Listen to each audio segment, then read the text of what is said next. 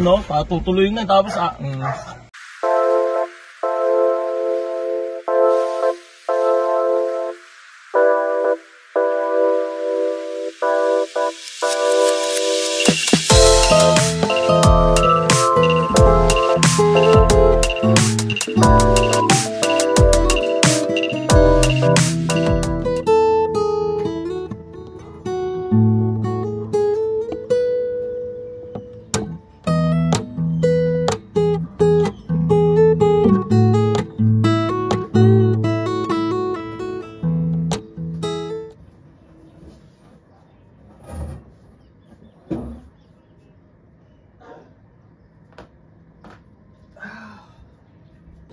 What is up vlog? Good morning. So we're off to a home service again sa Dasmariñas. Okay, so painitin na muna natin to. Laptop natin. Okay. Uy! Ano yun? Oh shit.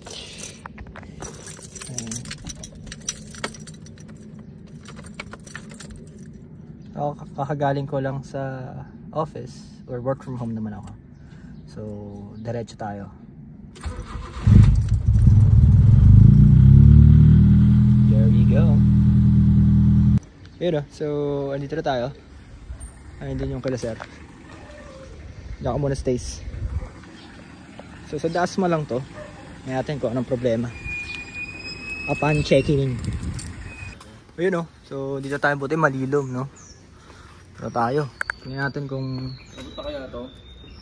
Bitin pa rin. Bitin? Kinapos lang ng kaunti ka. Bitin lang ng kaunti. Kapos lang ng kaunti. Ayun, so minsan daw may start, minsan hindi. So okay naman. Ang medyo napansin ko lang ito initially, naka-retired, no? Sagad ng retired. So pretty much may dahilan bakit ni retired yan ng ganyan. So hindi dapat. Titingnan natin ang timing na ito. Bakit? Mukhang bagong linis to. Merong gasket maker. Tapos ito nakatanggal. Bakit kaya? Ayun o. So check natin.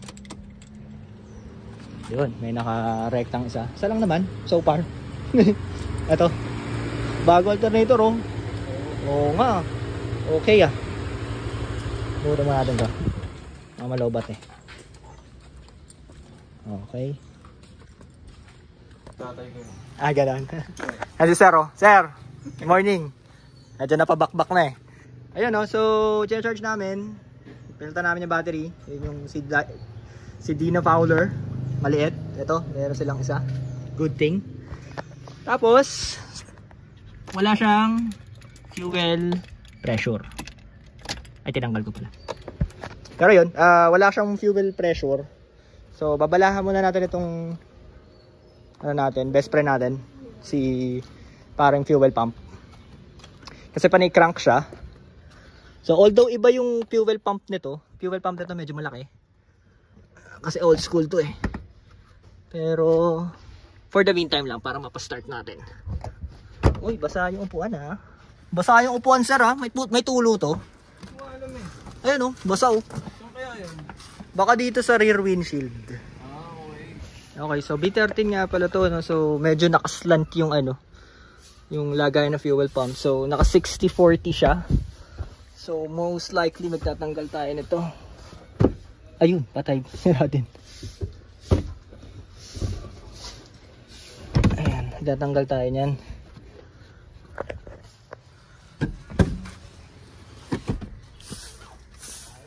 Ayan, natanggalin natin to para gain access. Kahit isa lang matanggal natin. Okay, so eto, kalasa tayo ng fuel pump. Tingnan natin kung anong ginagawa nitong pump na to. Baka mas mababa na yung pressure at hindi na kayang mag-sustain dun sa fuel regulator. So huhugutin natin. Tingnan natin. Okay, so tingnan natin, dapat pupuswit tong main. Tignan mo natin to. On natin yung susi. Dapat meron yan.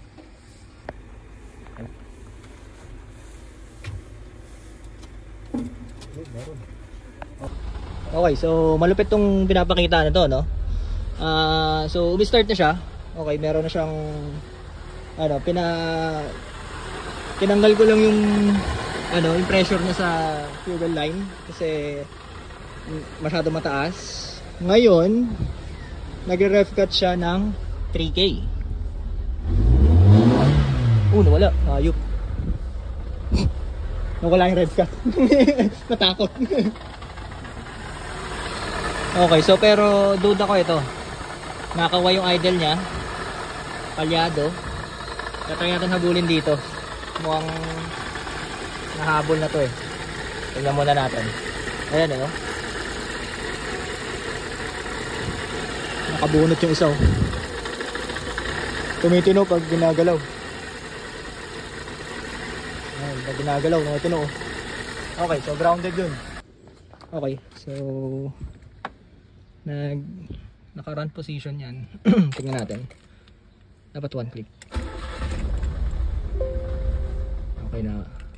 Nakakaway.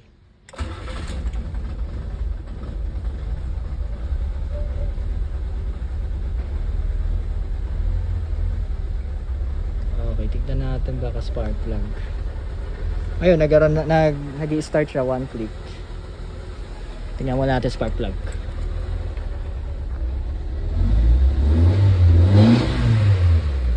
Yun, wala na yung rev cut. Okay, umuubos na siya ulit. Nakakaway lang. May aircon to, no? Mamaya na, patinoin muna natin. Okay, so wala na yung rev cut nya. Hindi ko na gagalawin to. So titignan natin ang spark plug. Okay na to. Tapos tignan natin. Okay, so ayun, confirm, no, na yung isang spark plug nya ay basa ng langis. So ayun, napunasan ko na eh. Medyo mabilis tayong magawa eh. Ano ka ba? Basa yan, basa yan, basa. Tayo na eh, basa. Ayun, lilinisin na lang natin. Itong dalawa, maitim. So rich mixture siya. So pretty much naglulunod to. Hindi ko pa alam kung bakit. Kasi naka-retard to. So ibig sabihin, huli yung spark niya. Kaya siguro nalulunod to ng gas. So ayun, na-adjust naman natin. Pero hindi pa to yung pinaka sweet spot niya ng timing. In advance ko to ng siguro mga 5%. Kasi ito, hindi ko makapa bakit hindi sumusunod dun sa program. Pero sana madali. Tapos ito, nabalutan ko na. So ayun, one click na siya. Kaso mukhang kailangan din natin magkulit ito.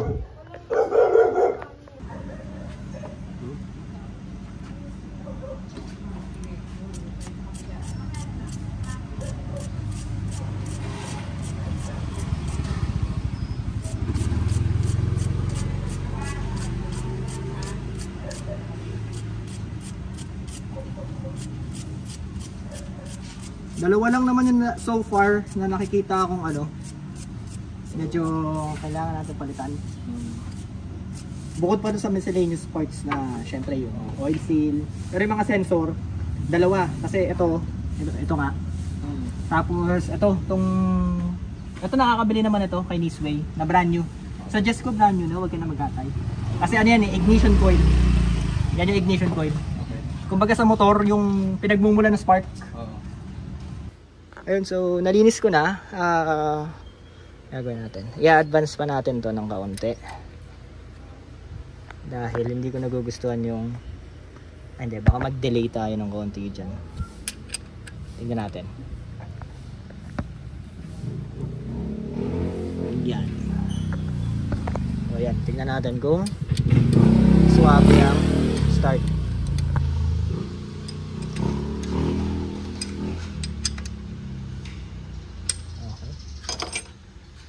Sumobra. Ano, wala yung putok-putok, no? Uy, lobat na.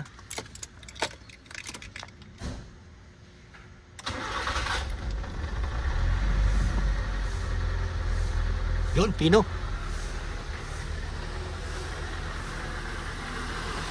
Yun, pino na. Kaso, medyo may kaway. Bakit?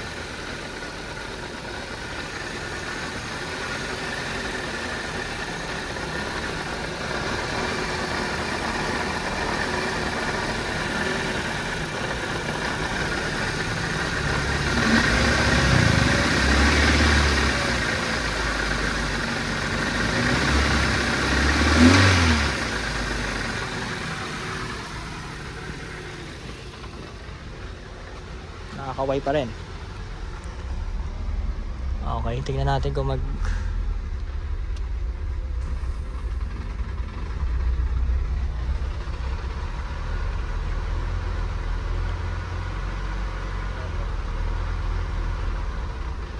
Yun, okay. So, pag ganyan ang ginagawa nung... Ay, lamig ng aircon ah, puta, okay ah.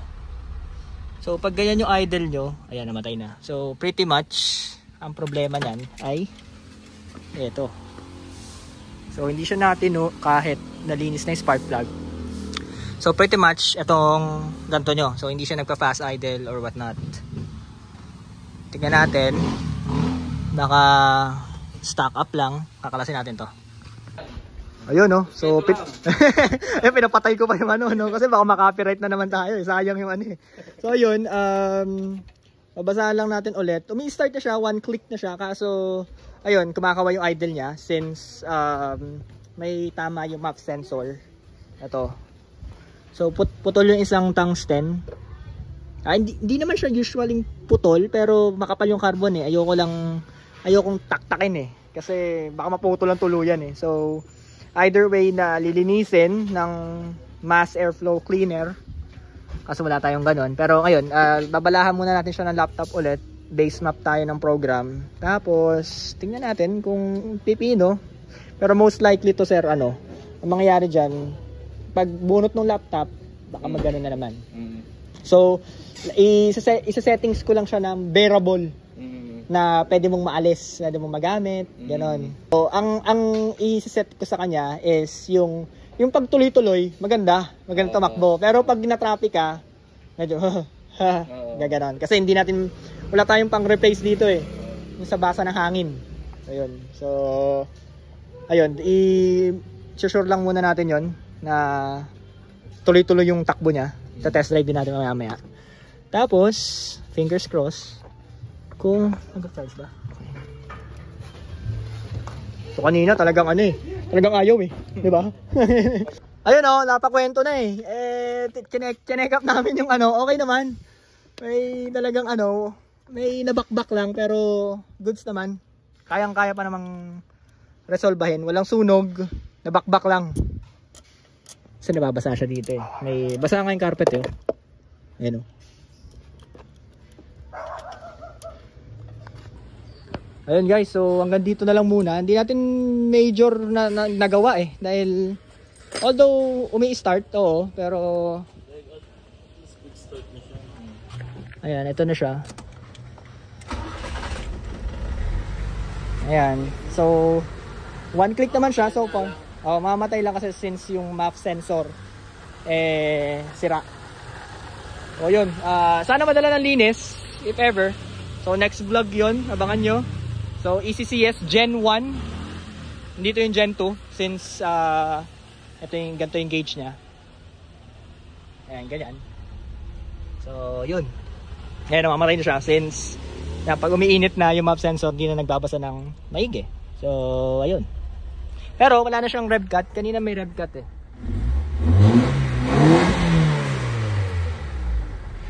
Yun. Okay, so yun, hanggang doon na lang muna.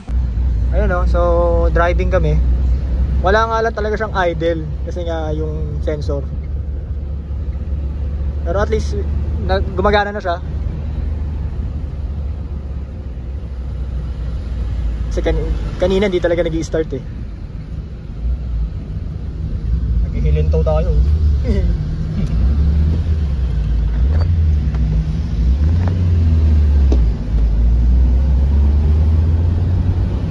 Ayun no, so nakauwi naman kami ng Matiwasay, bossing, no. Ayun no, may start na siya, pero yun, hindi nga lang natin napatino ng sobrang idle since may map sensor tayong nakikitang error. Tapos sana next vlog na to ay lilinisin natin yung whole idle system nito at kung ano pang makita natin. Pero one thing's for sure, okay naman yung ano niya, computer box. So pretty much mga sensor lang to. So yun. Ayun no, so uwi na tayo ulit.